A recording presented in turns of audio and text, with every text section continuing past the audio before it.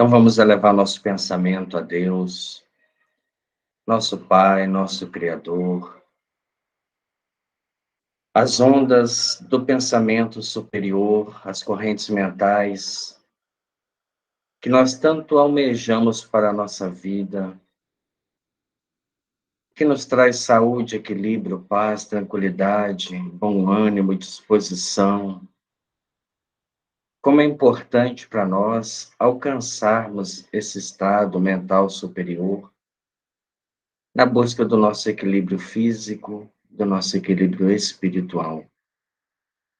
Pedimos ao nosso Pai Celestial que nos abençoe, que abençoe nosso pequeno grupo de estudo, que possamos, desde já, estarmos conectados com a espiritualidade superior neste momento, buscando não só a inspiração, mas a presença em nossos lares, em nossas casas mentais, em nossa convivência, para que isso se torne natural na nossa vida, para que isso se torne algo agradável, essa mudança completa dos valores íntimos, dos valores emocionais. Que Deus, nosso Pai, nos abençoe, que os bons espíritos estejam sempre conosco, nos abençoando e nos direcionando neste trabalho. Que assim seja. Então, boa noite a todos aí que estão chegando agora, né? Nós estamos iniciando o estudo do livro Mecanismo da Mediunidade. Na semana passada, nós fizemos apenas a leitura de um pequeno trecho, né, do Livro dos Espíritos, da questão 455, lembrando que esses trechos da doutrina espírita foram selecionados pelo próprio Emmanuel, que esta obra é uma obra de autoria dupla, onde nós temos a introdução de Emmanuel e os capítulos pares, né, da responsabilidade mediúnica de Chico Xavier, e a introdução de André Luiz com os capítulos ímpares da dedicação do médium Valdo Vieira, na época onde ele estava ainda presente na doutrina espírita. Na semana passada, nós lemos o primeiro trecho, né, e começamos a conversar sobre ele. Ele diz o seguinte: no estado de desprendimento em que fica colocado o espírito do sonâmbulo, entra em comunicação mais fácil com os outros espíritos encarnados ou não encarnados. Comunicação que se estabelece pelo contato dos fluidos que compõem o perispírito e servem de transmissão ao pensamento como fio elétrico. É a questão, né, parte da resposta da questão 455 do Livro dos Espíritos. Nessa questão, ele fala o seguinte: quando nós entramos num estado de êxtase, seja pela prece, pela contemplação, pela meditação, pela concentração, ou por estarmos envolvidos numa peça, numa música de ordem elevada, ela faz com que o perispírito, ele desprenda, ele se desmaterialize, ele saia dessa influência material densa, e ao momento que ele, então, se estende, que ele se desprende, ele entra em contato com um mundo fluídico, que veicula pensamentos de encarnados e desencarnados. Então, todos os dias nós passamos por essa experiência no momento do sono, quando o corpo adormece, perde a influência orgânica que, de certa forma, impede essa expansão do perispírito, e nós também entramos nesse veículo, né, do mundo dos fluidos que nós vamos estudar logo à frente, e nesse estado, nesse ambiente, nós estamos em comunicação direta, porque são estes fluidos os veículos que movimentam as ondas mentais de encarnados e desencarnados. O segundo item, ele tira do Livro dos Médiuns, do capítulo 19, do item 224.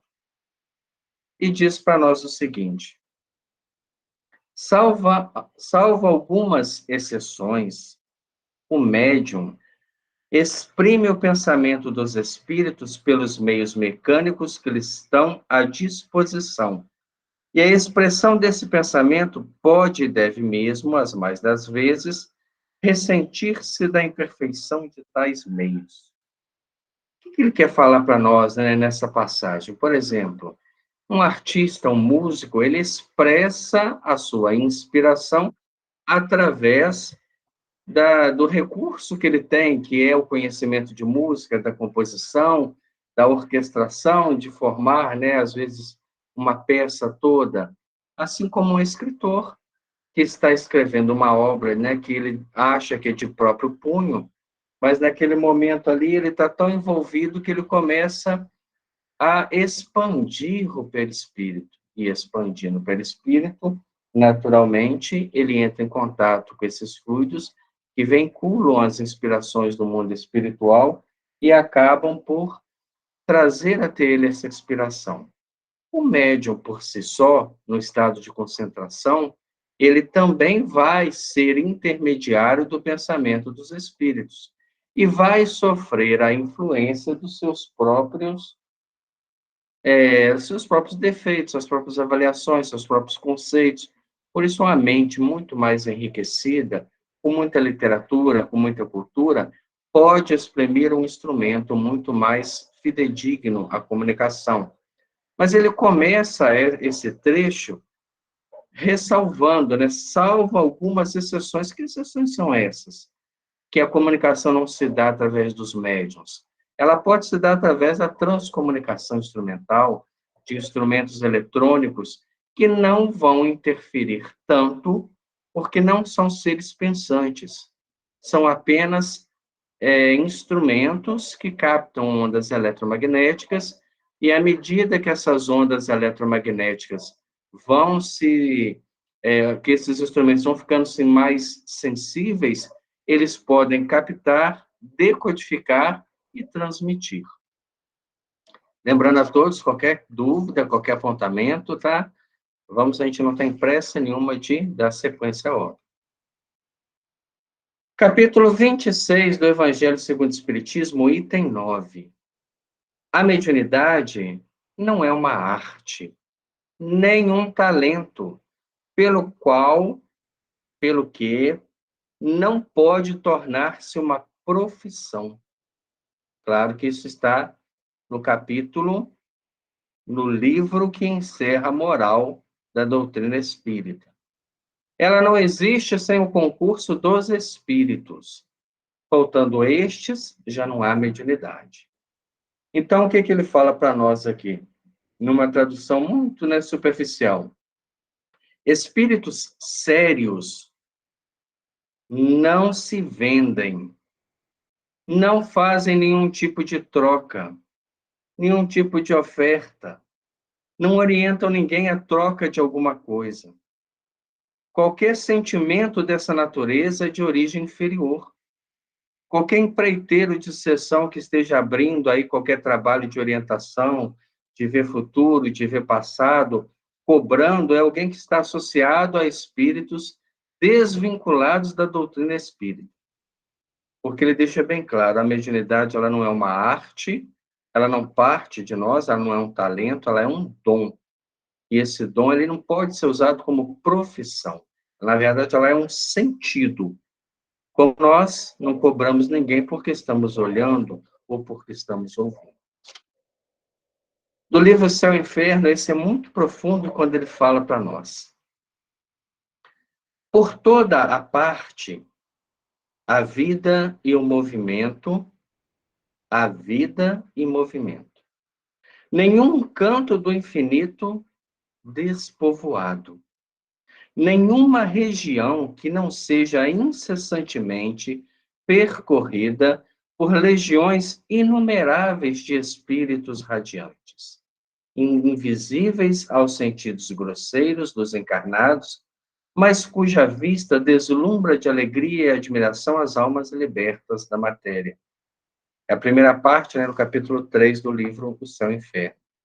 E, a respeito desse trecho, nós estávamos estudando ainda essa semana o Livro dos Espíritos, a questão 236, ela fala de uma condição de mundo que não é muito estudada, né? Nós estudamos mundo primitivo, provas e expiações, mundo de regeneração, mundos felizes, mundos celestes, mas ela fala sobre mundos transitórios, é a questão 234, a questão 236.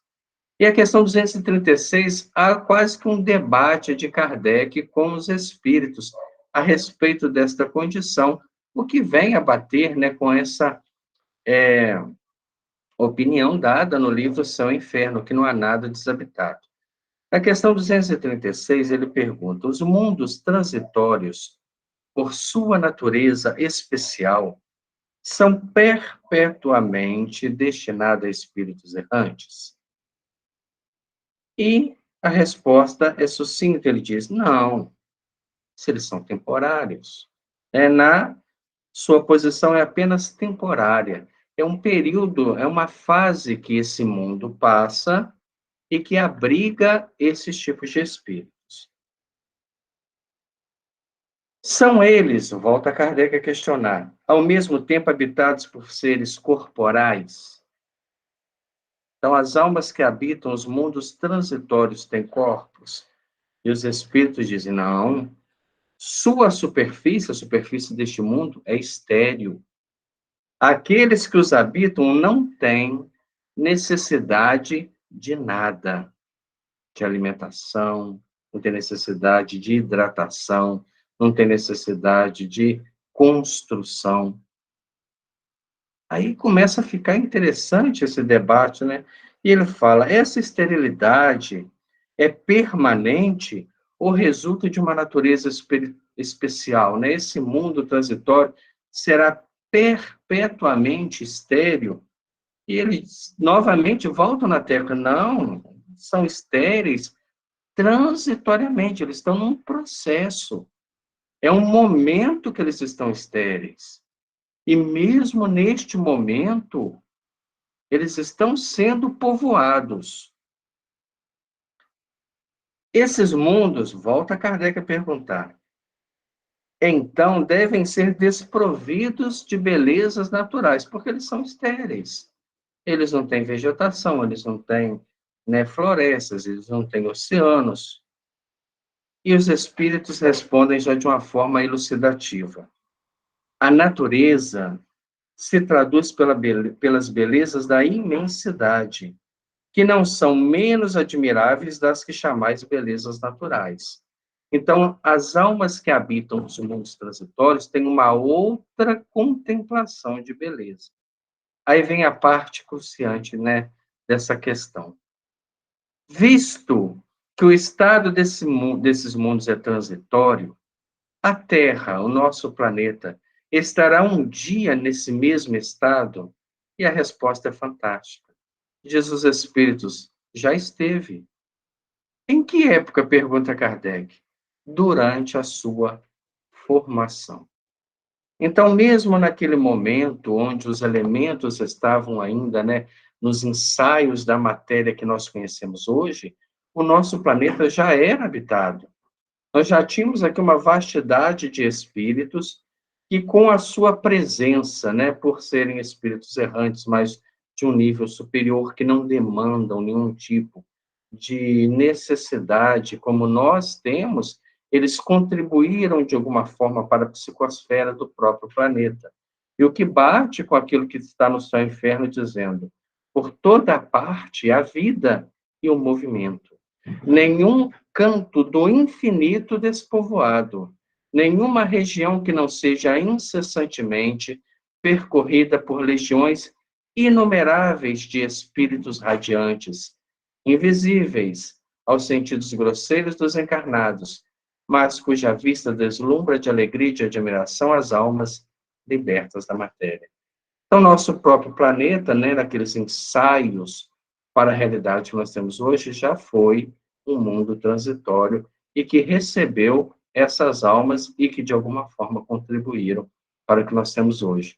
Por isso, quando algumas informações que nós temos, é um planeta estéril, é um planeta que não há condições de vida orgânica como a nossa, mas, com certeza, não está ali criado para a recreação dos nossos olhos, está ali para uma utilidade da criação universal.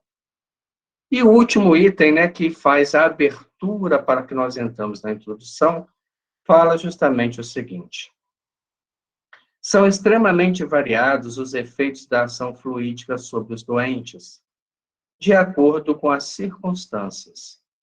Algumas vezes ela é lenta e reclama tratamento prolongado, como no magnetismo ordinário. De outras vezes é rápida como uma corrente elétrica. E isso aí, né? No texto da Gênesis, capítulo 14, que é o capítulo dos fluidos. Isso demanda a fonte geradora. Quando nós estamos fazendo um trabalho de passe, o nosso grupo, a nossa casa, empenhado na recuperação, pode ser um trabalho lento, porque nós somos ainda dínamos muito fracos na construção de uma energia superior.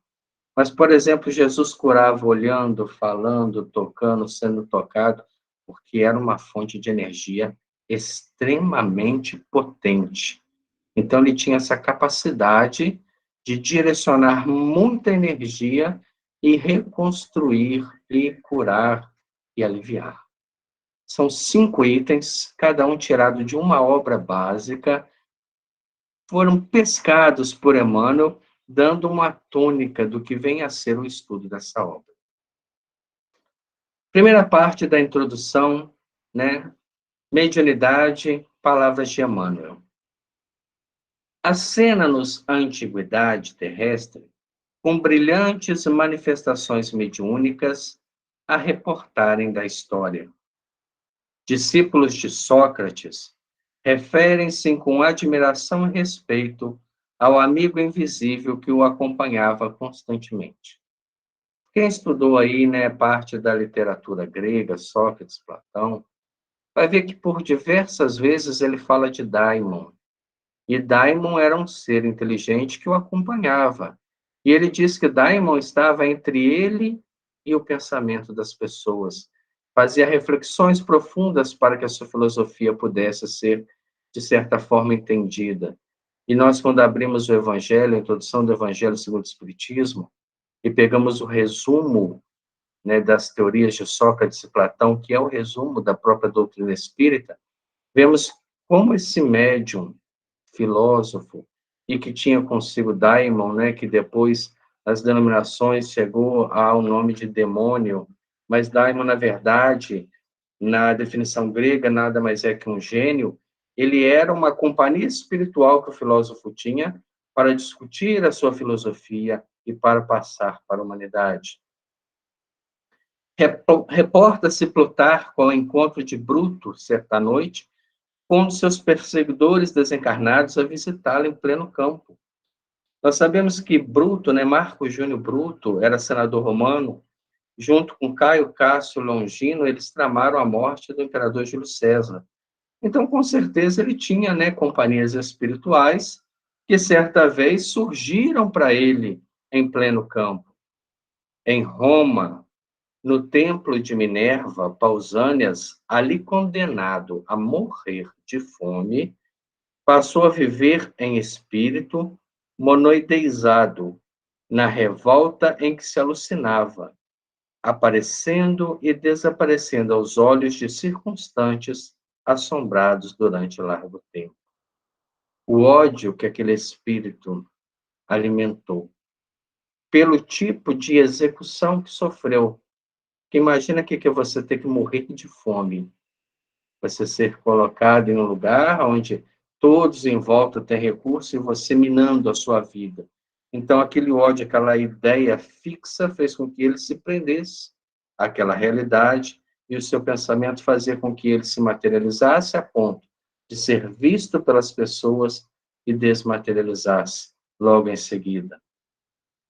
Sabe-se que Nero, nos últimos dias de seu reinado, viu-se fora do corpo carnal, junto de Agripina e de Otávia, sua genitora e sua esposa, ambas assassinadas por sua ordem, a lhe pressagiarem o abismo. As companhias ruins que o imperador fez, pelas suas atitudes, começaram a segui-lo de perto, e tinham entre eles grande afinidade, porque eram próximos. Então, todas as vezes que ele distanciava-se do corpo, seja pelo sono ou por qualquer outro tipo de indução, ele se via já vítima dessas entidades vingadoras que aguardavam, né, a sua queda. Os espíritos vingativos em torno de Calígula eram tantos que, depois de lhe enterrarem os restos nos jardins de Lâmia, eram ali vistos frequentemente, até que lhe exumaram os despojos para a incineração. Imagina a tristeza, né? Calígula foi um dos imperadores com o comportamento, né, menos adequado para um ser humano.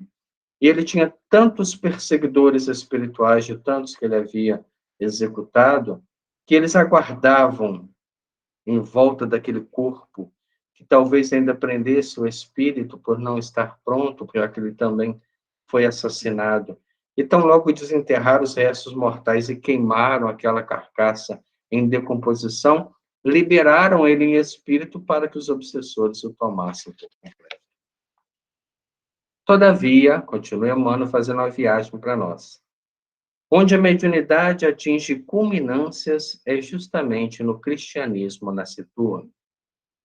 Toda a passagem do Mestre, inesquecível entre os homens, é um cântico de luz e amor, externando-lhe a condição de medianeiro da sabedoria divina. Jesus tinha a sua vida, né, como uma sessão mediúnica completa, já que ele vivia entre todas as dimensões conhecidas. E continuando-lhe o ministério, aqueles que continuaram exercendo o amor, o ensinamento, o amparo, os apóstolos que lhe mantiveram fiéis, converteram-se em médiuns notáveis no dia de Pentecostes, quando, associados às suas forças por se acharem todos reunidos, os emissários espirituais do Senhor, por meio deles, apóstolos, produziram fenômenos físicos em grande cópia, como sinais luminosos e vozes diretas, inclusive fatos de psicofonia e xenoglossia, em que os ensinamentos do Evangelho foram ditados em várias línguas simultaneamente para os israelitas de procedência diversa. Então, o dia de Pentecostes nada mais foi do que isso, quando os apóstolos reunidos, aqueles que mantiveram o trabalho do Cristo, que continuaram fiéis à sua proposta, foram intermediários de espíritos superiores, e ali eles divulgaram o Evangelho em diversas línguas desconhecidas para eles desta atual vida, mas que tinham as matrizes no perispírito, no inconsciente, além de efeitos físicos das línguas de fogo, da voz direta, mostrando justamente a ação mediúnica natural, compatível para o despertamento daquelas almas. Desde então, os eventos mediúnicos para eles se tornaram habituais. Deste dia em diante, eles se tornaram médiuns ativos. Espíritos materializados libertavam-nos das prisões injustas. Quando eles eram perseguidos, presos, os espíritos se materializavam e os libertavam das prisões. O magnetismo curativo era vastamente praticado pelo olhar e pela imposição das mãos, o que são os primórdios do nosso passe magnético. Então, só de olhar, a criatura projeta ondas eletromagnéticas. Quando fala que os olhos são janelas das almas, né? Não está totalmente fora da realidade, porque quando ele olha, ele projeta, ele capta e, ao mesmo tempo, projeta. Quando ele direciona as mãos e faz um desejo, faz um pedido, ele projeta energias através desse direcionamento. Espíritos sofredores eram retirados de pobres obsessos, aos quais vampirizavam. Foram feitos vários trabalhos, né, de desobsessão àquela moda. Um homem objetivo e teimoso como Saulo de Tarso desenvolve a clarividência de um momento para outro, vê o próprio Cristo às portas de Damasco. Ele recolhe instruções. Então, Paulo, né, apesar de já carregar consigo uma série de equívocos de interpretação, de valores, mas ele, destinado a um trabalho maior e por ser um espírito inquebrantável, ele tem a oportunidade, na entrada de Damasco, na planície da Síria, de ter aquela visão do Cristo, ao qual ele se rende como espírito, como homem, e passa a trabalhar para ele como um trabalhador incansável, levando o cristianismo a praticamente todos aquela região, tanto ali da Galileia, como da Ásia, como da África. E por que Saulo, depois dessa visão, embora corajoso, experimentasse um abalo moral, Jesus, conduído, olha as palavras de Emmanuel, né? Jesus, preocupado com Saulo, procura Ananias, lá na cidade de Damasco, um outro médium clarividente, e pede-lhe socorro para o companheiro que encetava a tarefa. Imagina que nível de médiuns que era. Jesus vai até Ananias, que era clarividente, surge para ele, pede ele que vá ao encontro de Saulo, que estava enceguecido, né, diante daquela visão. Imaginemos nós sermos médiuns, né, a ponto de Jesus nos buscar para uma tarefa. Não somente na casa dos apóstolos em Jerusalém, mensageiros espirituais prestam contínua assistência aos semeadores do Evangelho. Igualmente, no lar cristão em Antioquia, na Turquia, a mediunidade opera serviços valiosos e incessantes. Dentre os médiuns aí reunidos, um deles, de nome Ágabo, incorpora um espírito benfeitor que realiza importantes premonições. Ágabo vai estar lá no Evangelho de Lucas, né, como um dos 70 discípulos do Cristo. Era um dos médiuns de grande sensibilidade nessa região que hoje é a Turquia.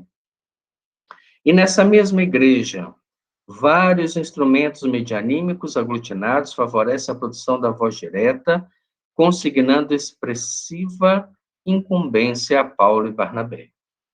Então, mesmo nessa igreja, a voz se faz surgir do nada, através daquela doação do ectoplasma daqueles médiuns que formam uma garganta fluídica, e os espíritos transmitem uma incumbência a Paulo e Barnabé, que ali estavam. Em Troade, também, né, onde hoje é a Turquia, nas margens do Mar Egeu, o apóstolo da gentilidade recebe a visita de um varão espírito a pedir-lhe concurso fraterno. Então, Paulo de Tarso recebe a presença de um espírito, a pedir-lhe ajuda, a pedir-lhe amparo.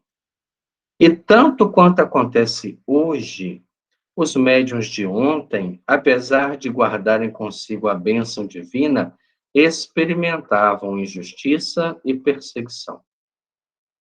Quase por toda parte padeciam inquéritos, sarcasmos, vilipêndios e tentações. Eu me lembro de uma obra de Richard Simonetti, Quem Tem Medo da Obsessão. Ele vai contar uma história de Paulo, quando ele estava em Cônio, na Ásia Menor, e ele sofre, né, de certa forma, uma ação obsessiva. Os espíritos inferiores, tentando derrubar o seu trabalho, aproximaram de determinada jovem, invigilante, e fez com que ela tomasse de paixões pelo apóstolo.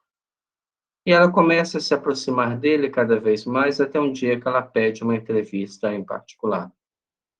E expõe a sua paixão totalmente, né, desequilibrada por ele. Ele fala com ela, né, minha filha, eu sou apenas um servidor do Cristo, eu não tenho atenção nenhuma particular, nem para você, nem para ninguém. Mas nesse momento, o noivo, já enciumado, desconfiado, acaba surpreendendo os dois naquela conversa, naquele idílio íntimo, e denuncia Paulo às autoridades de Incônio como um sedutor de jovens. Ele é preso, é açoitado em praça pública, é expulso de Incônio, onde o cristianismo não entrou. Então, mesmo, né, aqueles médiuns que são muito mais compromissados, muito mais elevados, passaram por provações muito grandes. Nós lembramos, por exemplo, que a história conta que as irmãs Fox foram ridicularizadas nos Estados Unidos, foram feitas de cobaia em pleno meio da rua para que pudessem gerar manifestações de raps que eram as pancadas que se davam nas casas que elas moravam, foram totalmente desrespeitadas, de todas as formas possíveis, ridicularizadas. Então, não é, e não foi, fácil ser médium. Hoje em dia, há muita compreensão, há muita informação, e a doutrina espírita, aos poucos, começa a alcançar o seu espaço na própria mídia, na própria sociedade. É muito mais fácil hoje do que já foi, com certeza. Logo no início das atividades mediúnicas que lhe dizem respeito, vêm-se Pedro e João, segregados ao cárcere. Estevão é lapidado. Tiago, filho de Zebedeu, é morto a golpes de espada e Paulo de Tarso açoitado várias vezes. A mediunidade que prossegue fugindo entre mártires cristãos, sacrificados nas festas circenses, não se eclipsa.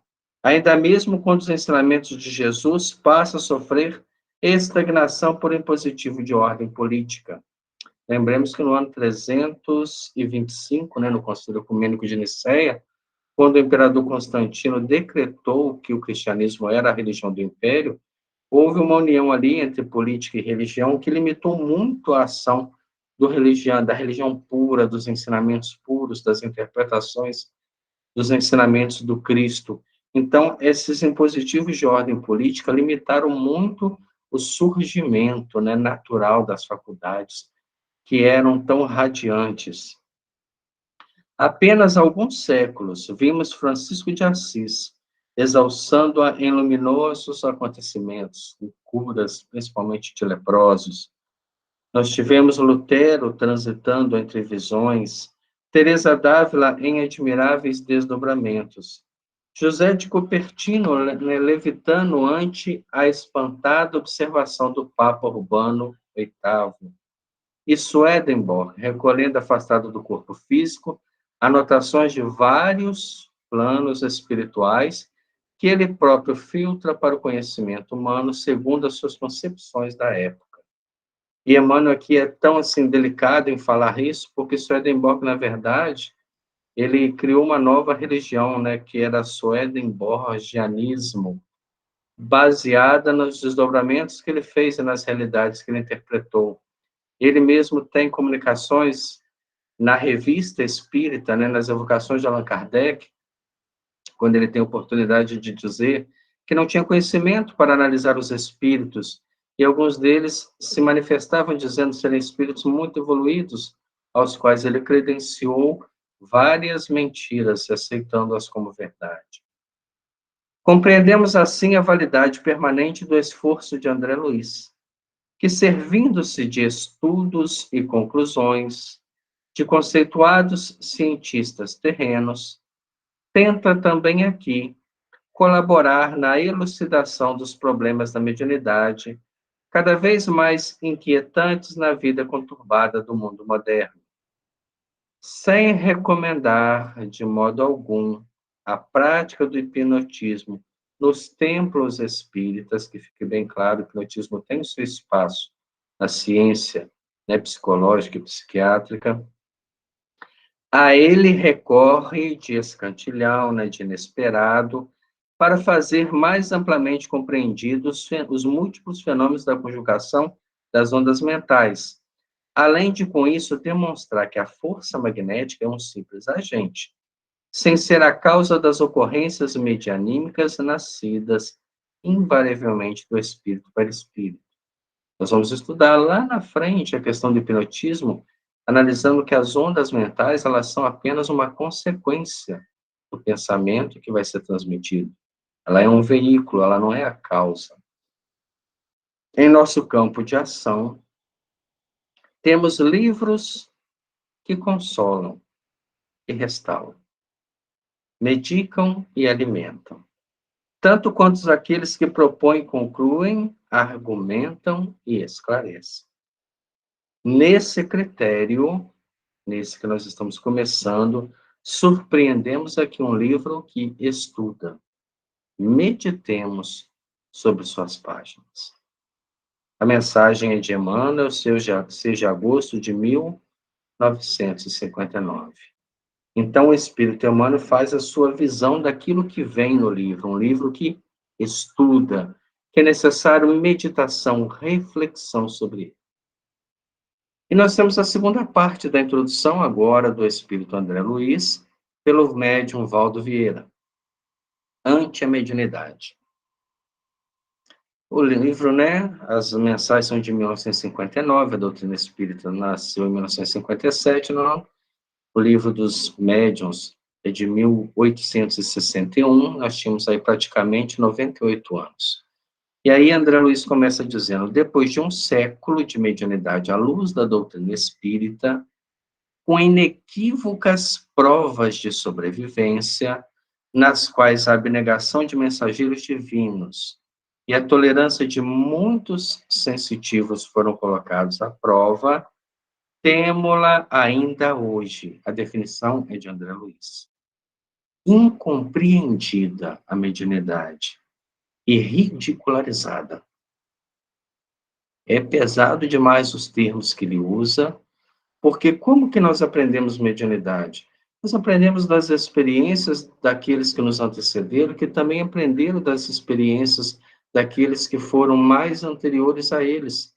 Nós não tivemos um ponto que deixamos tudo para trás e começamos com a doutrina espírita, como estamos tentando fazer agora com a base dos estudos, para que a gente não transforme a mediunidade num teatro incompreendido e ridicularizado. Esse deve ser o nosso foco, a partir do momento que estudamos a doutrina espírita. Os intelectuais vinculados ao ateísmo prático, aquele que diz não acreditar em Deus, desprezam-na até agora. Enquanto os cientistas que a experimentam se recolhem quase todos os palanques da metapsíquica, observando-a com reserva. Nós temos aí duas linhas, né? Aquele que não acredita em nada e prefere nem entrar muito, como aconteceu, por exemplo, nas avaliações das obras de Chico Xavier, quando disseram, se nós vamos considerar que as obras são mediúnicas, eu tenho que considerar a mediunidade como verdade. Se eu for considerar que as obras são anímicas, são do Chico, ele tem direito a todas as cadeiras dos imortais da Academia Brasileira de Letras. E é um dilema.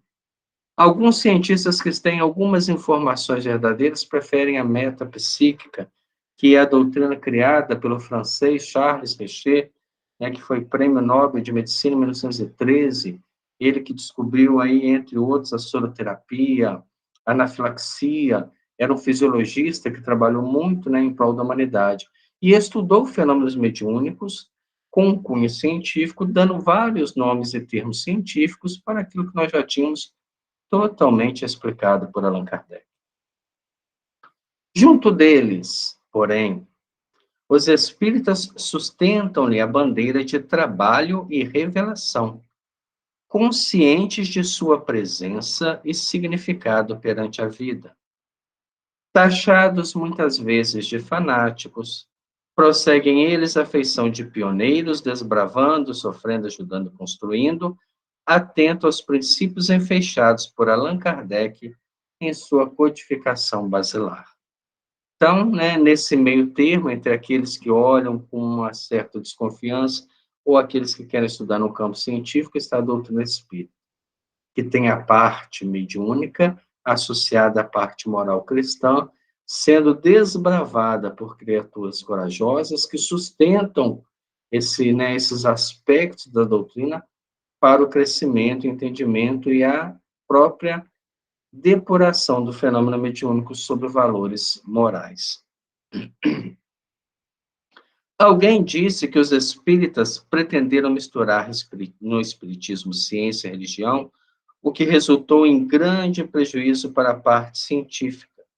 E acentuou, para nesse ponto, lembremos, por exemplo, né, com todo o respeito que nós temos à memória do médium Valdo Vieira, ele mesmo foi um que deixou o espiritismo e se apegou à parte científica, criando, né, a conscienciologia, a progenciologia, e ele está recebendo a mensagem aqui lá atrás, avisando, né, alguns pretendem, né, dizem que houve prejuízo misturando ciência e religião, pelo contrário, A doutrina espírita é a única prática religiosa que casa perfeitamente com a ciência, que dá à ciência dignidade moral.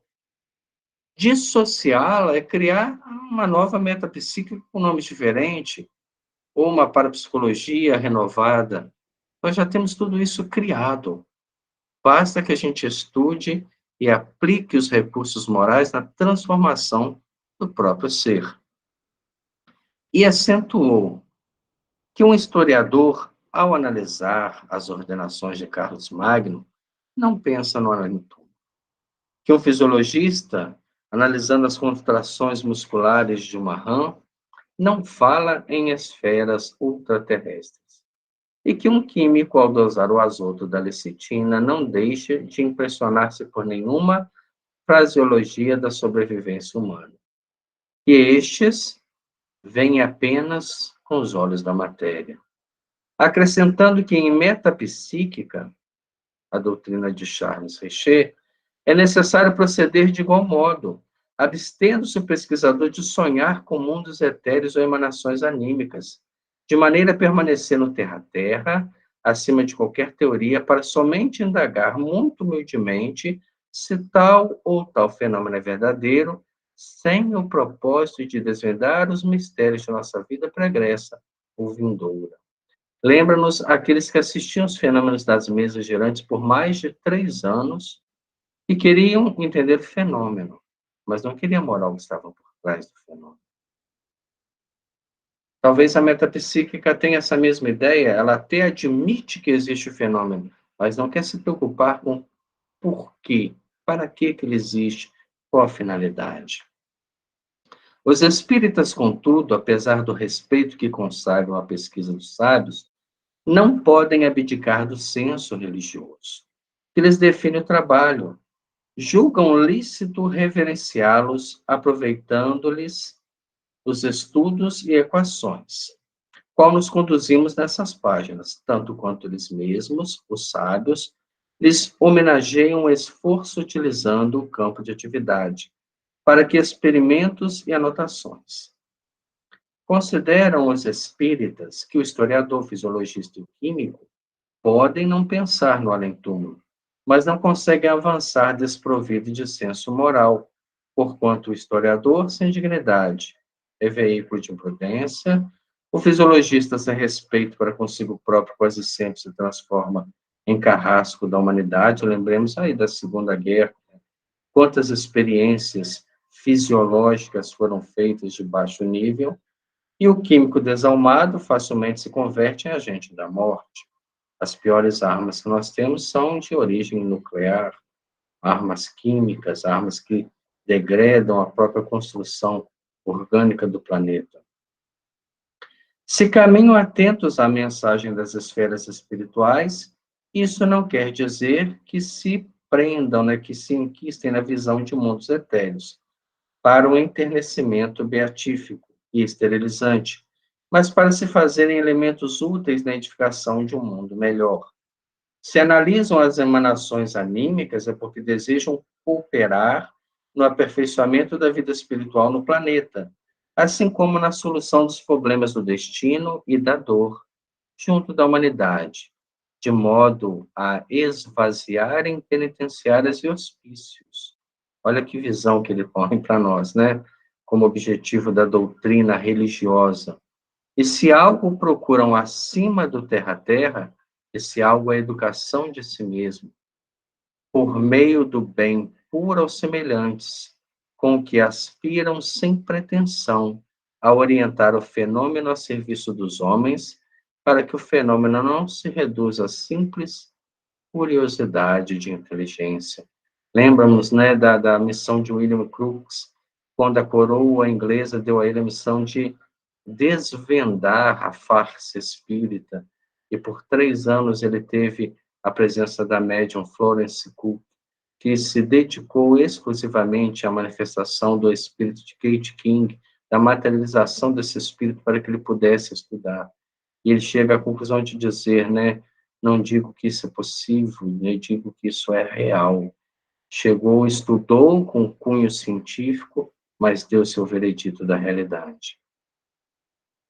Quanto mais se investiga a natureza, diz André Luiz, mais se convence o homem de que vive num reino de ondas, transfiguradas em luz, eletricidade, calor ou matéria, segundo o padrão vibratório em que se exprimam. Então, ondas podem ser luz, eletricidade, calor, matéria, segundo o padrão, segundo a sua vibração que se exprime. Existem, no entanto, outras manifestações da luz, da eletricidade, do calor e da matéria desconhecida das faixas da evolução humana, das quais, por enquanto, podemos entrar, né, somente poderemos recolher informações pelas vias do espírito. E aí, a ação da mediunidade. Nós só conseguimos a psicografia através da mediunidade, porque as ondas mentais de transmissão desse pensamento estão fora do espectro natural da vidência, da audiência, da própria percepção, né, do mundo espiritual que nos envolve. Prevenindo qualquer observação da crítica construtiva, lealmente declaramos haver recorrido a diversos trabalhos de divulgação científica do mundo contemporâneo, para tornar a substância espírita deste livro mais seguramente compreendida pela generalidade dos leitores com quem se utiliza da estrada de todos para atingir a meta em vista, sem maiores dificuldades para os companheiros de excursão. Aliás, quanto aos apontamentos científicos humanos, é preciso reconhecer-lhes o caráter passageiro. Mesmo aquilo que nós temos hoje de ciência ainda é algo transitório como o mundo, né? A partir do momento que vai se evoluindo o pensamento, que vai se criando novos instrumentos de pesquisa, nós podemos chegar a outros conceitos científicos, e a doutrina espírita vai se adaptando a todos. Nós tínhamos, por exemplo, modelos atômicos extremamente distantes da realidade que nós temos hoje, que não quer dizer que é a realidade total e que isso ainda pode evoluir muito mais. No que se refere a definições e nomenclaturas, atento às circunstâncias de que a experimentação constante induz cientistas de um século a considerarem muitas vezes como superado o trabalho dos cientistas que os precederam. Assim, as notas dessa natureza, neste volume, tomadas naturalmente do acervo de informações e deduções dos estudiosos da atualidade terrestre, valem aqui por vestimenta necessária, mas transitória, da explicação espírita da mediunidade, que é no presente livro o corpo de ideias a ser apresentado.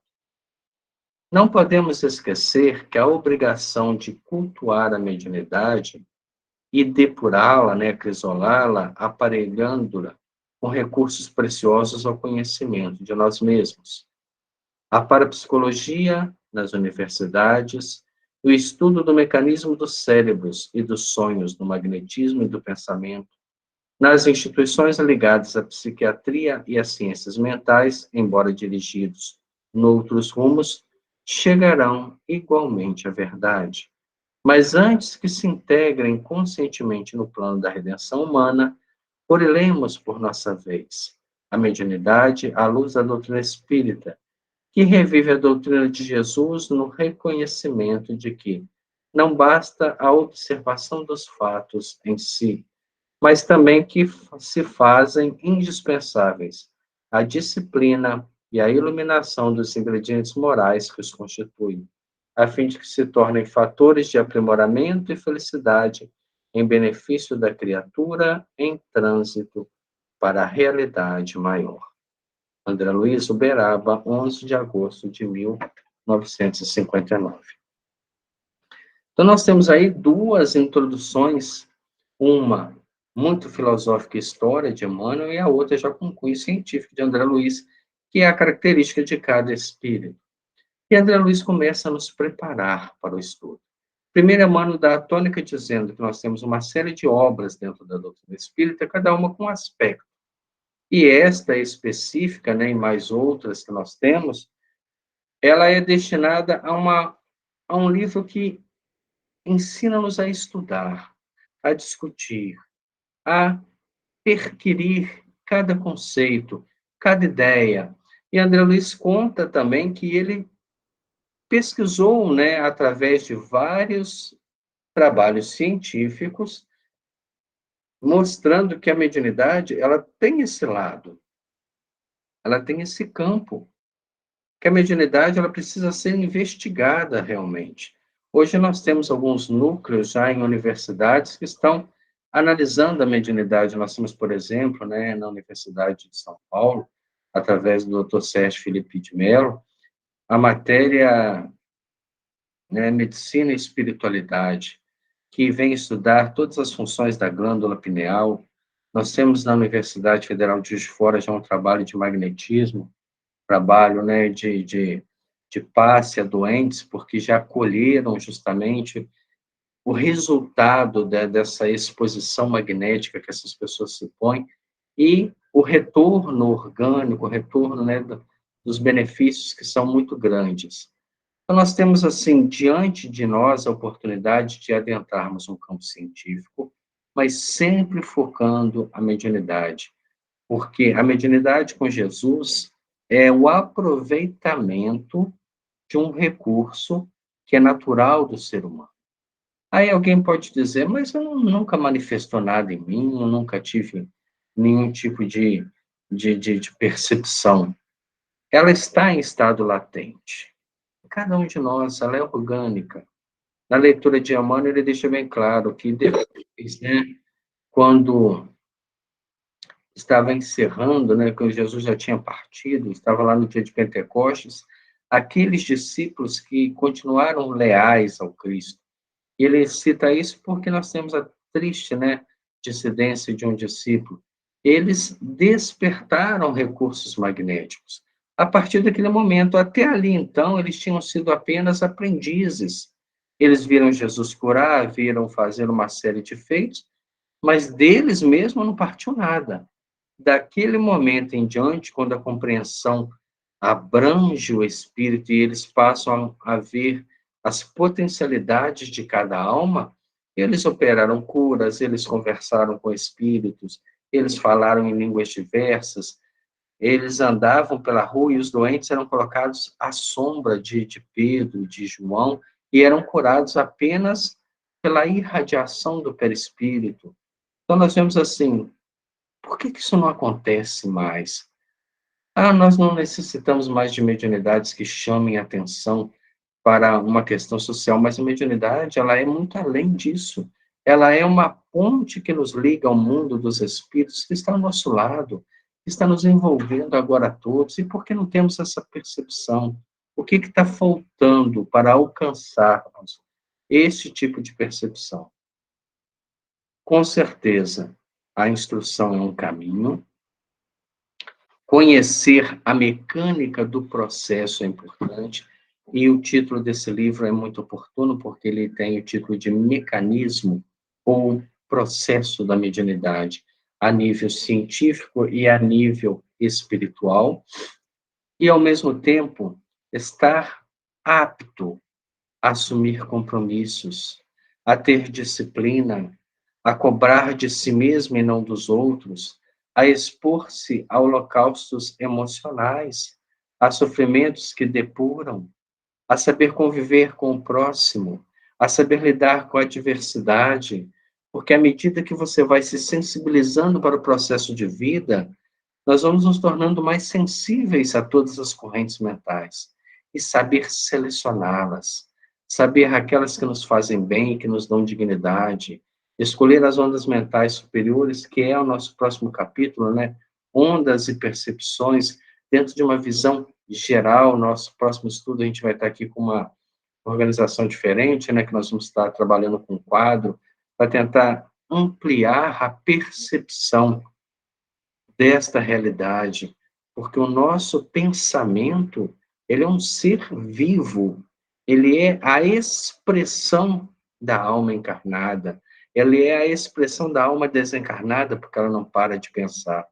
E este pensamento que viaja nesse campo fluídico, nesse oceano que nós estamos todos mergulhados da criação divina, faz com que o meu pensamento por menor que eu seja, por estar num planeta de pequeníssima expressão, ele possa viajar por toda a criação.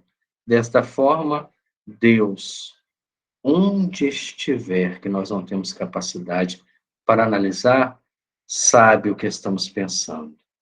Vê o mundo com os nossos olhos, enxerga com os valores que nós colocamos na vida. Então, nós estamos conectados a tudo e a todos. Essa é a introdução da obra. Para a semana que vem, quem puder, quem tiver a obra, que quiser já ler esse primeiro capítulo, nós vamos bem lentamente. A introdução é mais uma leitura elucidativa, por isso o nome, né? Ela vai nos preparando para aquilo que a gente vai encontrar logo na frente.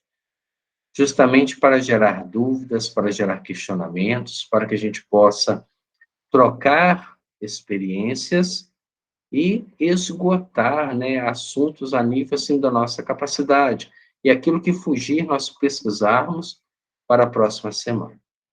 Continuemos firmes e estudando. Essa é a proposta de Emmanuel, para uma obra desafiadora e que com certeza será um divisor de águas na nossa compreensão do trabalho mediúnico. Vamos agradecer a Deus por este momento. Vamos agradecer a Deus por estarmos reconectando o nosso pensamento à espiritualidade superior, por estarmos buscando um ar novo para as nossas vidas, por sabermos que tudo aquilo que nós pensamos cria forma e habita a nossa casa mental. Todos os nossos valores, todos os nossos julgamentos, todos os nossos deboches, tudo isso ainda faz parte de uma essência do qual somos o centro, que alimenta, que gera, que cria, que dá vida, que dá cor, que dá movimento. Mas também quando pensamos coisas boas, uma boa energia se forma. E agora eu peço a todos que aqui estão que pensem no Lar Cristão Paulo de Tarso, para que possam direcionar ondas mentais que partem do seu ser, seus sentimentos e da sua emoção, e que levem nessas qualidades que estão sendo colocadas na nossa prece, no nosso pequeno pedido, a vibração de carinho e de sentimento aos nossos irmãos que lá estão. Porque, como diz a frase da Gênese, a ação magnética ela pode ser rápida, lenta, extremamente lenta e extremamente rápida. Depende da fonte que está gerando essa energia. Que possamos ser uma fonte de energia positiva e, nesse momento, derramarmos sobre toda a instituição carinho, amor e os melhores sentimentos que já habitam a nossa alma. Abençoe Deus, cada um de nós. Dai-nos um bom fim de semana, uma semana de desafios e de crescimento, e que possamos, na próxima sexta-feira, dar início ao primeiro capítulo desta obra tão profunda sobre a mediunidade. Muito obrigado, Senhor. Permaneça conosco hoje, agora e sempre. Que assim seja. Graças a Deus. Então, semana que vem, estamos todos aí convidados a começar, né, o estudo